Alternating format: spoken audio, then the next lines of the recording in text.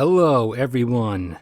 It is everybody's favorite day of the year, the BP Statistical Review of World Energy. The 2020 version is out, so we have this year's round of annual energy data and all the different kinds of categories, energy sources, consumption, production, division breakdowns, all kinds of different numbers for different countries everywhere, continent totals. That is a direct quote from you guys, everyone's favorite day of the year, from the comments you guys made last year when we did the 2019 BP Statistical Review of World Energy. So I'll join in your own sentiments with you, as it is definitely one of my favorite days of the year.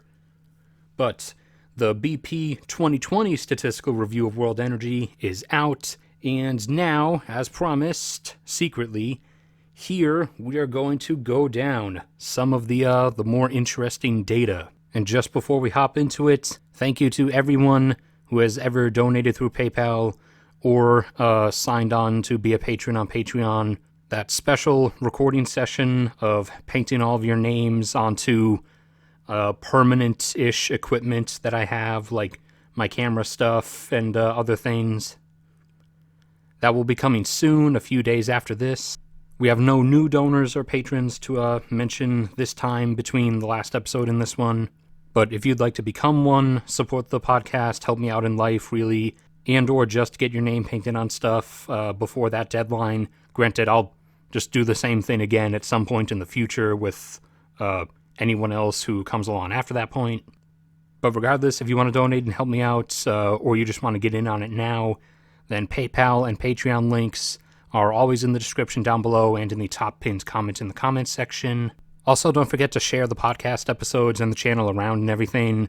I do get ad revenue, but you guys are like the main source of funding, because YouTube constantly cuts our percentage back every year. So you guys are the best. May God bless all of your lives. And here we go. So I'm going to start out with the electricity data. So electricity demand for several select countries, going down a list, measured in gigawatts or active gigawatts, gigawatt hours, as watt hours of whatever magnitude you choose is the electricity measure. And basically every country is measured in gigawatts. So gigawatts per hour or gigawatt hours. Now keep in mind, like you've probably heard in several of my podcast episodes, electricity demand in any country, particularly we only have like active hourly data for the US on any given day, but it fluctuates up and down, from peak hours to off-peak hours and between seasons. So these numbers are, an average. So starting with the U.S., 10 years ago, the U.S.'s average electricity demand was about 475 gigawatts. That's gigawatt hours or gigawatts per any given hour on average. Now, 10 years later, the U.S.'s electricity demand on average is now about 25 higher at 500 gigawatts on average of active demand. Though on some really bad summer days, like the lower 48 states, you guys down there have been experiencing this past week, for example, on some really bad summer days when AC usage cranks up because temperatures all across the south were in like the triple digits, it can go up over 600. But on average, it's increased from 475 up to about 500 gigawatts on average. Canadian electricity demand has been increasing as well, from about 70 gigawatts on average of active demand about 10 years ago, up to, not too much higher, but about 75 nowadays. And Mexico increased by an entire third over the last 10 years. 10 years ago, Mexico's electricity demand or consumption on average was only about 30 gigawatts, and that's for a country of, at the time, about 110 million people. And their electricity consumption has increased over the last 10 years from about an average of 30 gigawatts at any given hour to an average of 40 now. Now, over in Europe, the UK has decreased in its average electricity consumption over the last 10 years. About 10 years ago, on average, the UK's electricity consumption was about 40 gigawatts active, and nowadays, a decade later, it has come all the way down to about 35 gigawatts.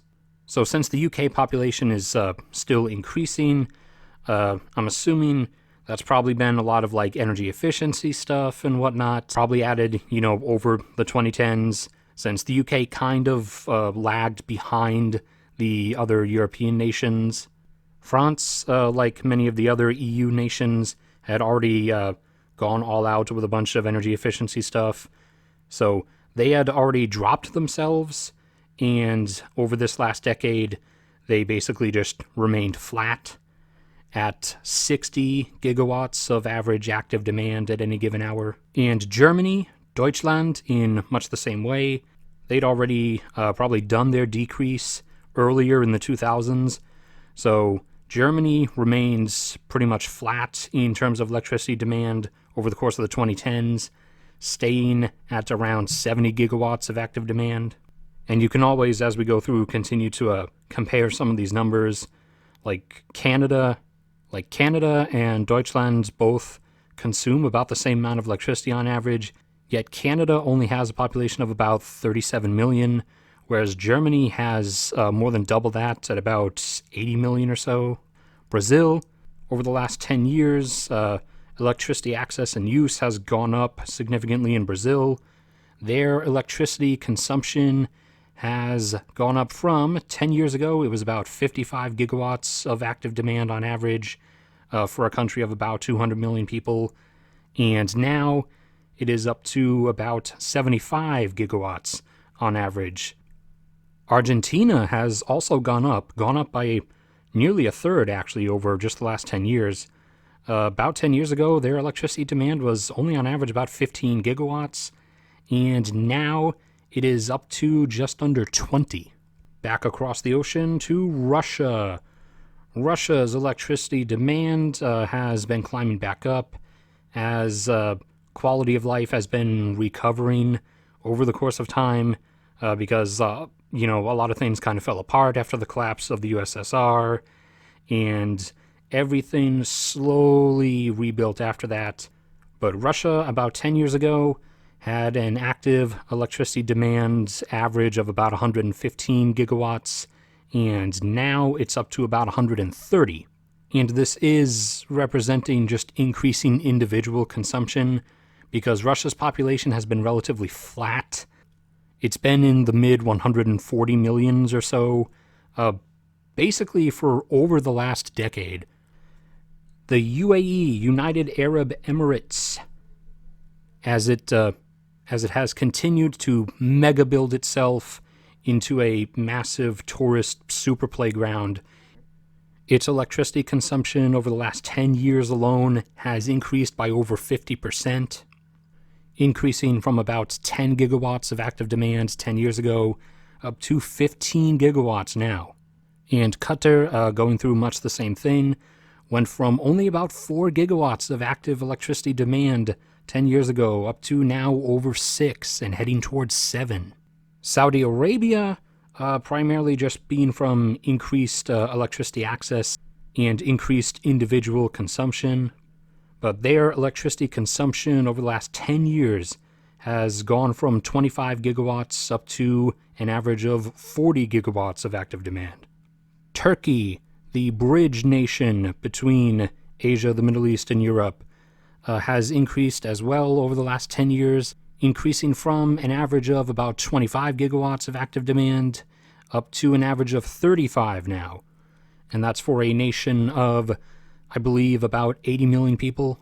Egypt has continued with electricity access as well, and population increase driving up consumption, as Egypt is now up over 100 million residents, and its electricity demand has increased over the last 10 years from 15 gigawatts about 10 years ago, up to 25 now. And a little bit ways over, Algeria has doubled its electricity consumption in the last 10 years, jumping from 5 up to 10 gigawatts on average, or rather a little bit under 10. And Algeria, if anyone's actually listening from there, you guys are my favorite North African nation. Just like how Estonia is my favorite of the Baltic states. And South Africa, the nation of South Africa, has remained relatively flat over the last 10 years at a electricity demand staying around 30 gigawatts of active demand or so. Africa as a whole, excluding the larger demand nations of Egypt, Algeria, Morocco, and South Africa, the rest of Africa combined, I think I'm forgetting one of the excluded ones also, but basically it's out of about 50 nations, you exclude 5, and the other 45 combined, their electricity consumption of those 45 nations combined, nearly around 700 million people or so, is only about 35 gigawatts. About 10 years ago, it was only about 20 gigawatts. Heading further down and away, Australia has remained pretty much flat over the last 10 years or so, like South Africa, also hanging at about 30 gigawatts, although South Africa has over double the population of Australia.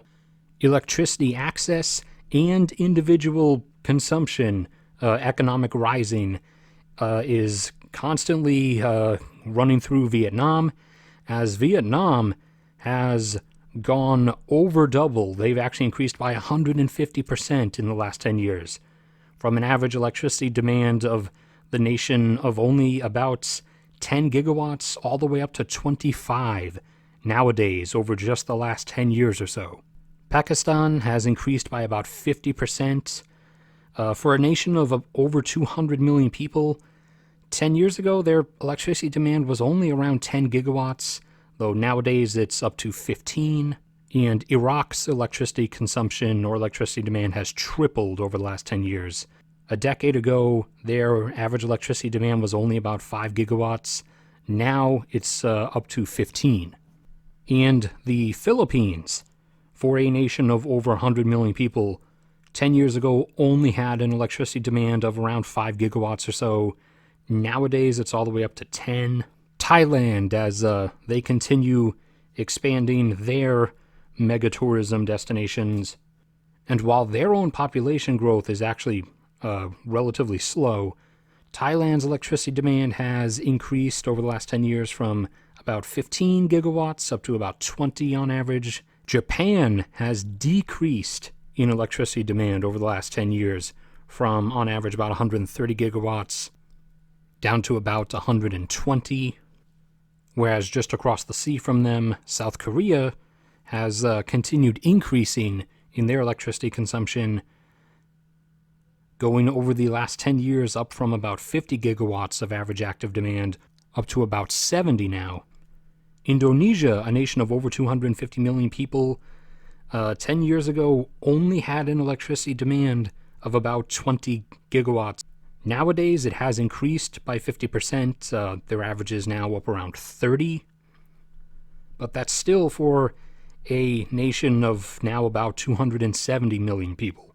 India, for a nation of 1.2 billion people 10 years ago, only consumed an average of 100 gigawatts at any given time, for a nation of 1.2 billion.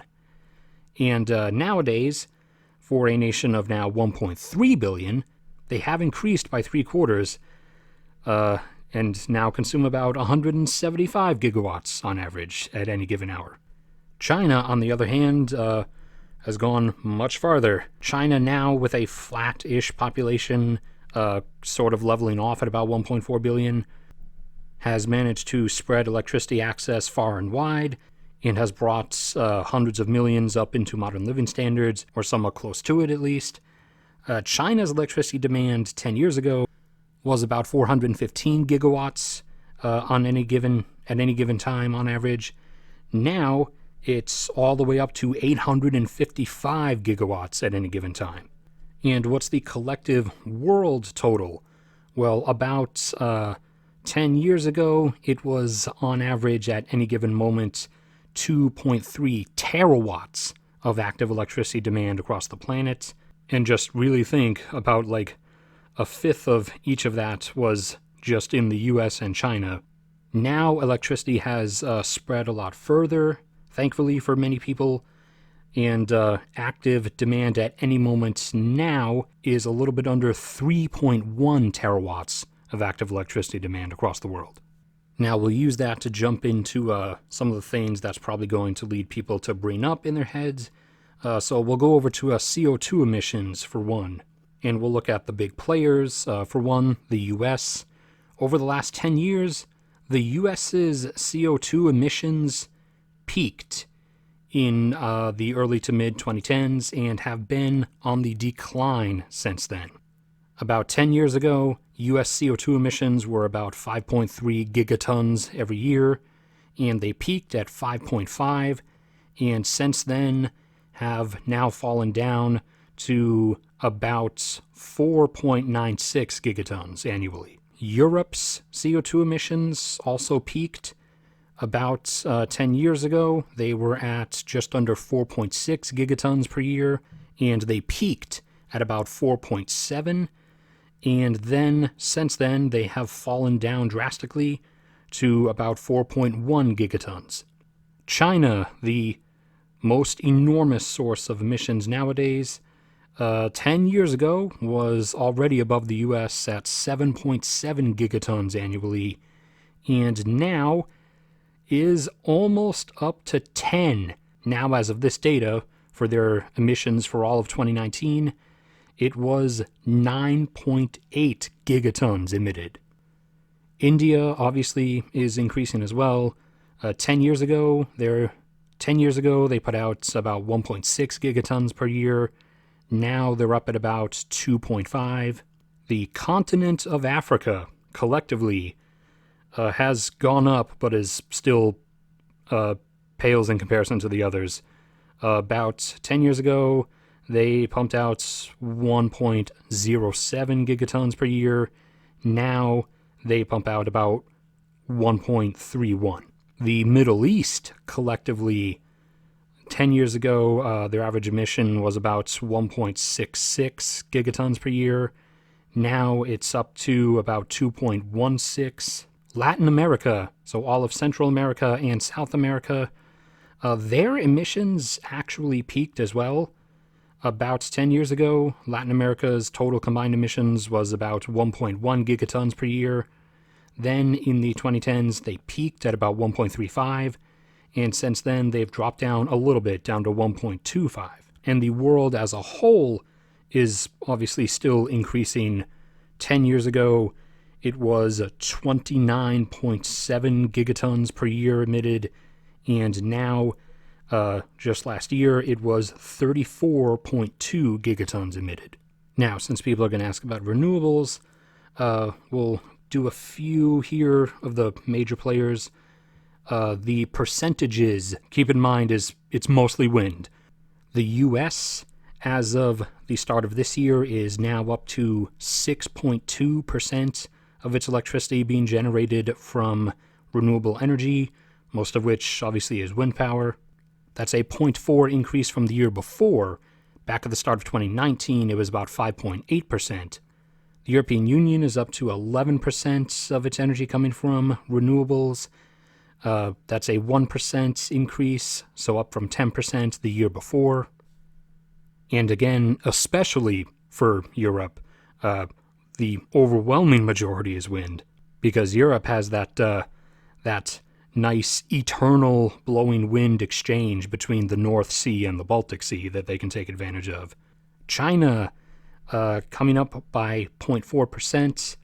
So last year, at the start of last year, they were generating 4.3% of their electricity from renewables. Now, as of the start of this year, they're generating about 4.7%. The Middle East, collectively, is generating 0.3% of theirs from renewables, despite numerous nations, Saudi Arabia in particular, making these huge solar power proclamations of these mega projects they were going to build, and like oh, 1/3 of our energy is going to come from it. And particularly for Saudi Arabia, that has never materialized. All the money that they were going to spend doing that has just been thrown away into their war in Yemen. And the world collectively as a whole is at 5%, about half a percentage up from the year before when it was about 4.5. Now, for the yearly increases in some of the individual power generating sources, for wind power, ultimately the better of the only two things that the world wants to choose between, geothermal is actually the best, but no one wants anything to do with geothermal because geothermal power plants kind of just look like regular power plants. They don't look futuristic. But geothermal is the way to go. But if everyone's only going to choose between wind and solar, then wind is by far the better option. For wind power, from the start of last year to the start of this year, the U.S. Wind power capacity increased from 31 up to 34 gigawatts. Whereas the EU's wind power capacity over just that last year increased from 46 up to 53 installed gigawatts of capacity. Individual nations within the EU in particular, Germany went up from 12.5 up to 14.3, and the UK went up from 6.3 up to 7.3. Back over on the west side of the Atlantic, Argentina has increased several-fold over just that last year, from about 160 megawatts up to 570 megawatts of wind power. And Brazil, who's already good, Brazil, you guys are fine. You get the overwhelming majority of your electricity from hydro dams anyways. But Brazil is putting wind power in some places where they can get it, and they went up between 2018 and 19 from 5.5 up to 6.3 gigawatts. China, obviously going forward with industrial might, increased over the last year from 41 up to 46 installed gigawatts of wind capacity. India went up from 6.8 up to 7.1. Australia increased from 1.8 up to 2.1. Pakistan is also beginning to delve into wind, and they increased from 350 megawatts up to 550 megawatts. And Africa as a whole had 1.6 gigawatts, and now a year later is up to about 2 gigawatts of installed wind capacity. And globally, the total wind power generation globally at the start of last year was about 145 gigawatts, and now has gone up to about 163. In terms of solar power, the U.S., from the start of last year to the start of this year, went from about 10.7 up to 12.3 gigawatts of installed capacity. Mexico took a big jump from 365 megawatts up to 1.3 gigawatts. Israel went up from 182 megawatts up to 308 megawatts. The UAE, they went up from 148 megawatts up to 479 megawatts. Africa as a whole for solar power capacity went from 1.1 up to 2.2 gigawatts. And in terms of solar power, Australia went from 1.3 gigawatts installed at the start of last year up to a total of 2 at the start of this year. And China, the big jumper again, went up from 20 to 25 as of the start of this year. And India has gone up over the course of the year from 4.1 up to 5.2 gigawatts. Japan actually climbing from 7.5 up to 8.5. And Vietnam, in terms of orders of magnitude, being the biggest jumper of all, going from, at the start of last year, about 11 megawatts of solar power capacity installed up to 479 megawatts over just the course of this last year. And the European Union going up from 15.7 up to 17.6. And the global total over the course of the last year going from 66 installed gigawatts up to 82.6. Now, over the past 10-year period, the true answer power source, nuclear, in many places has stayed the same. In a few places, thankfully, has started going up. And in many others, it has been being reduced. In the US, it's remained basically flat at about 100 gigawatts of nuclear power generation. In Russia, it's been going up. They've built a few new nuclear plants over the last decade, going up over the last 10 years from 19 gigawatts up to 23.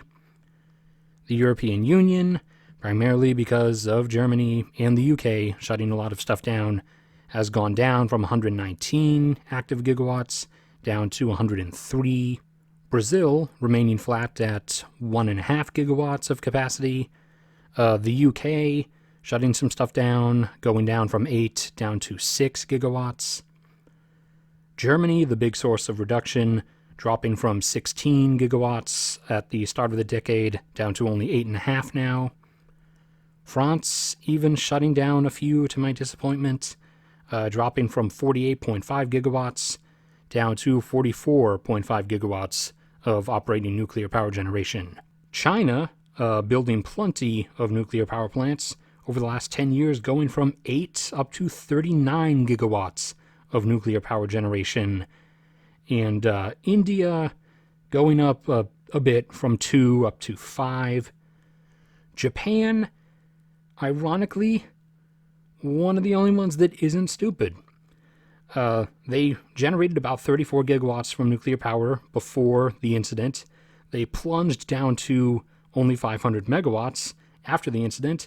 However, since then, they have been actually restarting their reactors one by one after enhanced safety measures and everything were installed, because they weren't going to perpetually just replace that with coal fire or natural gas-fired power generation, one of which they don't want because it's extremely polluting, and the other they don't want because it would leave them beholden to Russia. Whereas nuclear power only gives off steam, we have plenty of uranium, and most of that uranium is coming from everybody's friend, Australia. And as of the start of this year, Japan was back up to generating 7.5 gigawatts of active nuclear power at any given time, and is continuing to restart more reactors. South Korea decreased a tiny bit, going down from 12.5 gigawatts of nuclear power generation 10 years ago down to 11.5 now. And the global collective total has decreased from 318 gigawatts of nuclear power generation about 10 years ago down to 311.5 now. Okay, and into our fuel sources. So, oil, petroleum, the year-over-year increase, the average consumption numbers now updated. Now keep in mind, these are average normal time numbers, not virus time numbers. So, as you know, about 10 years ago, U.S. oil consumption on average in the aftermath of the economic collapse had dropped down towards, I believe it was about 18 million barrels per day. Well, nowadays it's back up to averaging about 21 million barrels per day. Still not averaging the highest it ever was, on average at least, back in the mid-2000s at around 22. Moving to some others, Mexico, over the last 10 years, decreased from an average of 2 million barrels per day of oil consumption down to 1.8, and over just this last year decreased even further down to an average of only 1.74 million barrels per day of oil consumption. Brazil, over the last 10 years or so, has increased in oil consumption from 2.1 million barrels per day up to about 2.4. Russia, as their recovery was continuing, increased from about 2.8 up to about 3.3 around the mid-2010s. However, since then, they've remained pretty flat in their demand at around 3.3 million barrels per day. The UK, for most of this decade, their average was about 1.6 million barrels per day of consumption. However, it has slowly drifted down and has now finally rounded down towards 1.5. France, at the start of the decade, had an average consumption of around 1.76. They drifted down towards 1.6, and now, along with the UK, they are also apparently finally in the round down section towards 1.5.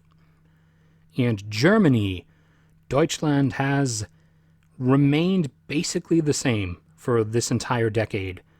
They've remained at an average of around 2.3 million barrels per day of oil consumption. China, the big player, over the course of the 2010s, went up from 8.2 million barrels per day of average oil consumption all the way up to now 14.1. India, 10 years ago, had an average consumption of about 3.3 million barrels per day. It got up to 5.1 last year, and as of this year, it's up to about 5.3. Indonesia, about 10 years ago, consumed 1.3 million barrels per day on average, and that's only that much for a nation of, again, over 250 million people. Over the last 10 years, their consumption has gone up, but only up to 1.7. Japan's consumption has gone down. 10 years ago, Japan's oil consumption averaged 4.4 million barrels per day. Now, 10 years later, it is all the way down to averaging 3.8. South Korea's, however, has continued to go up. 10 years ago, their oil consumption averaged about 2.3 million barrels per day, and nowadays it's up to averaging about 2.8. Taiwan basically has been the same. They've remained flat at about an average of 1 million barrels per day for this entire decade. The UAE has obviously been going up and up until just recently. 10 years ago, their average oil consumption was about 600,000 barrels per day. Now it had gotten up to 1.1 million barrels per day. Over a third of their domestic oil production they were consuming themselves. However, over the last year, it dropped down to about 1 million barrels per day. Saudi Arabia, 10 years ago, consumed about 2.9 million barrels per day, and over the course of the decade, they got up towards 4. They didn't cross the line, though, and over the last couple of years, they've started dropping back down, primarily because they've switched a lot of their electricity generation over from oil-fired power plants to natural gas-fired power plants, but they've gone back down from 4 down to 3.8 million barrels per day. Iran has kind of wobbled around over the last 10 years in and out of sanctions. They started at about 1.9 million barrels per day of domestic consumption, and they dropped down towards 1.8. However, now they've come back up to an average of about 2, which means that their current oil production levels are right at the line. Qatar's oil consumption domestically has gone up over the last 10 years, obviously from about 173,000 barrels per day up to now 346,000 barrels per day. Egypt's oil consumption was climbing, but then it started to stall and has actually been tumbling back down a little bit. It started out at about 725,000 barrels per day 10 years ago. It got up to a peak consumption level of about 850,000, but despite their rapidly growing population, their consumption levels have been dropping now, and over the last couple of years they've dropped from 850 down to 743,000 barrels per day. Algeria's consumption levels, unfortunately for them, are climbing pretty fast. They went up from 10 years ago about 327,000 barrels per day up to now an average of about 454,000 barrels per day. So, not accounting for the production cuts, assuming they were still pumping their normal of about 1 million barrels per day, they're now almost consuming half of their oil output domestically. And South Africa, over the last decade or so, has gone up from an average consumption level of about 500,000 barrels per day up to about 570,000. And Africa collectively, excluding the 5 nations that BP lists specifically, so excluding Egypt, Algeria, Morocco, South Africa, and I think they list one other. But excluding those 5 nations, so basically the entire rest of Africa, 10 years ago only consumed 1 million barrels per day, and now, 10 years later, consumes about 1.5 million barrels per day. Kazakhstan, another decent oil producer, is continuing to grow in domestic consumption. 10 years ago, their average was about 200,000 barrels per day. Nowadays, they're up to an average consumption of about 353,000. Australia was continuing to grow in oil consumption. In the last couple of years, they've leveled off a bit, but they've gone from 900,000 barrels per day on average 10 years ago up to beginning to flatten out at about 1.1 million now. Thailand continues growing. 10 years ago, 1.1 million barrels per day of average consumption. Last year, they were up to 1.4, and this year, already, they're up to 1.5. And Vietnam has been constantly increasing as well. 10 years ago, averaged about 300,000 barrels per day of oil consumption. Last year, they got up to about 500,000, and this year, they were up to over 500,000, up at close to 530. Pakistan has a similar story to Egypt. They were climbing, and then they stopped, and they have dropped a lot, actually, over the last couple of years. They had gotten up to about 600,000 barrels per day of average consumption, which is, again, a small amount for a country of over 200 million people. But over the last 2 years, they've dropped down to 446,000 barrels per day. And the world as a whole, as you know, as of the start of this year, had gotten up to about 102 million barrels per day of oil consumption, whereas 10 years ago, it was back in the mid-80s. And just for a fun thing, we'll go into the breakdown area, where we're going to look at the division of products in oil consumption. 10 years ago, it was globally about 21 million barrels per day being consumed as gasoline, about 24 million barrels per day being consumed as diesel fuel, around 6 million barrels per day being consumed as jet fuel, about 8.7 million barrels per day being consumed as fuel oil, most of which is marine fuel. Plastic production consumed about 9.3 million barrels per day.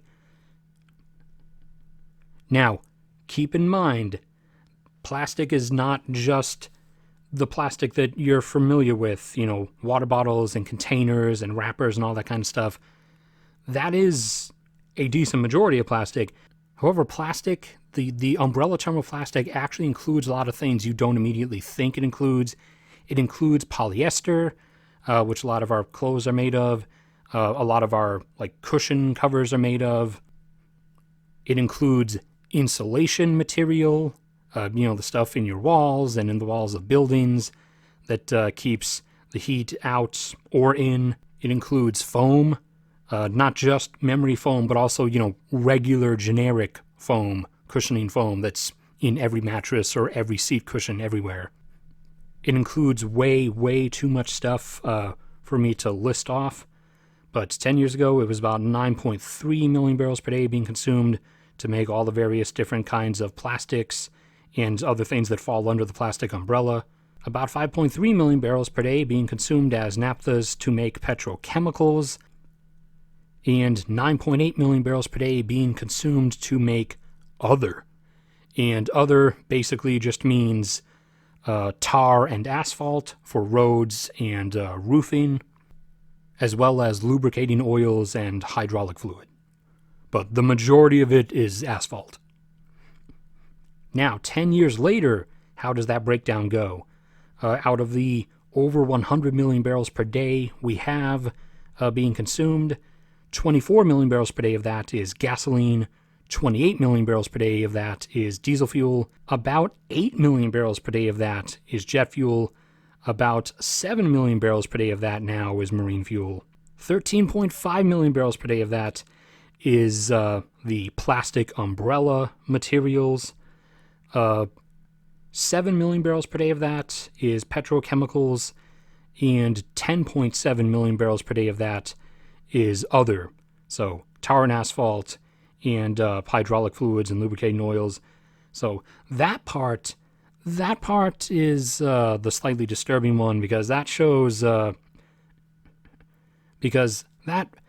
shows the lack of increase of infrastructure development, and potentially also the decreasing in many Western nations now of infrastructure upkeep and maintenance. Now, how do the individual breakdowns go for several of the larger nations?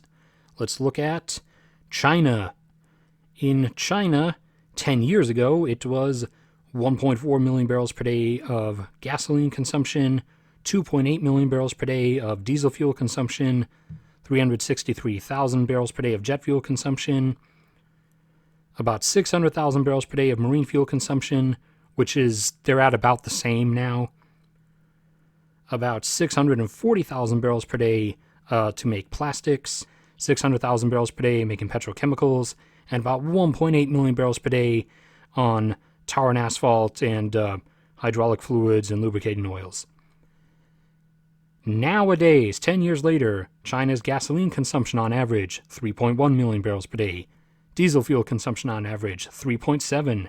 Jet fuel consumption on average, about 1 million barrels per day. Marine fuel consumption, 600,000, we already said. Plastic production, consuming 1.6 million barrels per day now in China. Petrochemical production, 1.4 million barrels per day. And other, 2.7. And another big player, India. 10 years ago, gasoline consumption, 285,000 barrels per day. Now, 674,000. 10 years ago, diesel fuel consumption, 1.1 million barrels per day. Now, 1.7. Jet fuel consumption has gone down in India over the last 10 years from about 300,000 barrels per day down to 235,000. Their marine fuel consumption has dropped from 220,000 barrels per day down to 112. Their plastic production, in terms of its consumption of petroleum, has gone up from 470,000 up to about 1 million. Their petrochemical production has gone up a bit from 283,000 up to 325,000 barrels per day. And a fair bit of that in India is being consumed to make medications that then get sent elsewhere. And tar and asphalt, 600,000, doubled, now up to 1.2 million. And Europe, over the last 10 years, they have gone from an average gasoline consumption of 2.1 million barrels per day down to 1.8, average diesel fuel consumption of 5.6, up a tiny bit to 5.7, a average jet fuel consumption of 1.1 million barrels per day up to 1.4, marine fuel consumption dropping from 1.3 down to 833,000, plastic production going up, but then peaking and now falling, starting out at 821,000 barrels per day being used to make plastics in Europe 10 years ago, peaking at about 1 million, and now dropping down to 959,000. Petrochemical production in Europe, or consumption of oil to make petrochemicals, has gone down over the last 10 years in Europe from about 1 million barrels per day down to about 800,000. And disturbingly, tar and asphalt, 1.8 down to 1.5 million. And our finisher here, natural gas. Starting off with consumption numbers. China's natural gas consumption over the last 10 years has gone from 8.7 billion cubic feet per day up to just under 30 billion cubic feet per day of natural gas consumption. India has gone up by not that much. Average consumption of about 5 billion cubic feet per day over the course of a decade has only gone up to about 6. Russia, their consumption has gone from about 39 billion cubic feet per day up to about 44. Australia, as they've been getting rid of their coal-fired power plants, their natural gas consumption has gone up from 2.9 up to about 5.2 billion cubic feet per day. South Korea, gone up from 3.5 up to 5.5 over the last 10 years. Most of that being natural gas-fired power plants, making up for some of that lost nuclear production. Japan increasing a bit as well over the last 10 years, from averaging about 9 billion cubic feet per day of consumption up to about 10.5. Iran consumes most of its own output. Their average consumption over the last 10 years has gone from 13.3 up to now 22 billion cubic feet per day. And Iraq's consumption next to them has gone from about 700 million cubic feet per day up to about 2 billion cubic feet per day, which is more than they usually produce. Qatar's natural gas consumption has gone up from 2 billion cubic feet per day 10 years ago up to 4 now, luckily still leaving them with a massive export ratio. Kuwait's natural gas consumption has gone up from 1.1 10 years ago up to 2.3 billion cubic feet per day, whereas Saudi Arabia, as I mentioned earlier, they're switching a lot of their electricity generation over from oil-fired power plants to natural gas-fired power plants. Since 2010 or 2009 or so, their natural gas consumption has gone up from 7.3 billion cubic feet per day up to 11.1. The UAE has gone from 5.7 up to 7.5, and Oman has gone from 1.3 up to 2.5. Germany has gone up a bit from 8.2 up to 8.7, and the UK has actually been decreasing. Their natural gas consumption 10 years ago averaged about 9 billion cubic feet per day. Nowadays it's down to about 7.7. Brazil has been going up, surprisingly, from about 2 billion cubic feet per day on average 10 years ago up to now about 3.5. Canada's consumption has been climbing as well over the last decade, from 8.5 up to 11.8. Mexico has also been climbing in natural gas consumption, 6.4 over the course of the 2010s, climbing up to now 8.9 billion cubic feet per day, which is more than twice their production. Taiwan almost doubled over the last 10 years, going up from 1.2 up to 2.2. Egypt climbing from 4 up to 5.8 billion cubic feet per day of consumption. Algeria climbing from 2.6 up to 4.4 billion cubic feet per day of consumption, which unfortunately for them is now more than half of their production level. The global total of consumption has increased from 10 years ago, averaging about 290 billion cubic feet per day of natural gas consumption, to now averaging 386 billion cubic feet per day. Now, to match that, what's everyone's production numbers? Canada's natural gas production has increased a bit over the 2010s, from 15.3 up to 17 billion cubic feet per day. Mexico has been declining. Both their oil and gas are in terminal decline. Their natural gas production over the 2010s declined from 5.1 down to 3.4 billion cubic feet per day. Argentina's remained relatively flat at about 4. Trinidad and Tobago, off the coast of Venezuela, declining over the last 10 years from 4 down to 3.4. Norway going up over the 2010s and peaking very recently, starting the decade off at about 10.1 billion cubic feet per day, getting up to 12.1, and now over the last couple of years falling down to 11.2. But Norway's domestic consumption is only about 0.4, so Norway has a massive export ratio to work off of. The UK's North Sea natural gas production has declined over the last 10 years from 6 down to 3.8 billion cubic feet per day. The Netherlands' natural gas production continues its dismal decline over the last 10 years, dropping from 6.4 down to 2.7. Russia's natural gas production ramping up over the last 10 years, as they have plenty, going up from 52.5 all the way up to 66 billion cubic feet per day. Turkmenistan almost doubling over the last 10 years, from 3.3 up to 6.3. Iran almost doubling as well, from 13 up to 24 billion cubic feet per day of production, but they're consuming most of that domestically. Iraq, their production going up from 600 million cubic feet per day up to 1.1 billion, but again, they're consuming about twice that amount. Qatar's production going up from 9.1 all the way up to 17.4. Algeria peaked in natural gas production this decade. They went from 7.5 up to 9.2 billion cubic feet per day, and since then have fallen down to 8.4. Egypt has stayed relatively flat at about 6 for the entire 10 years.